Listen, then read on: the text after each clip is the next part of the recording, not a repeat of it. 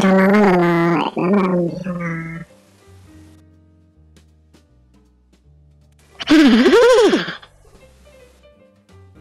Kuka selvätti se sinä olet? Minä olen Mikki 2. Olensi minun pahaa versiosi. Haluan kaikkien kuolevan minun maailman palavan. No tuo ei kyllä kuulosta yhtään kivalta. Kysyinkö? Nyt lähden polttamaan näkkärin. Voi ei, minun täytyy kutsua Hessu apuun. Hei Mikki, kuulostit hätääntyneeltä puhelimessa. Mitä helvettiä täällä tapahtuu? En kerro, mutta meidän pitää nyt suunnata suoraan Hesburgeriin tai tapahtuu kamalia asioita. Aha.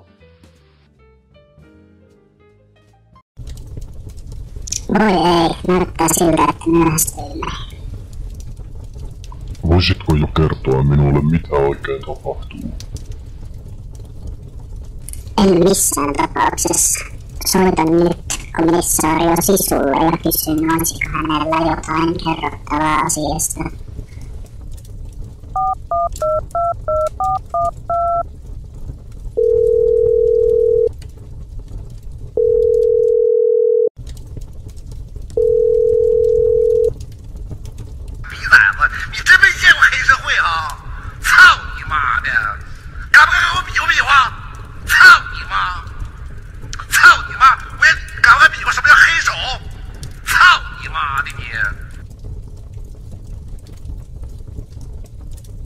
Sisu vaikutti olevan pahalla päällä.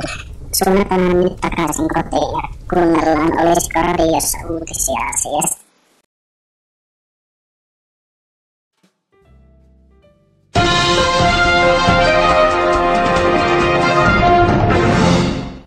Hyvää iltapäivää.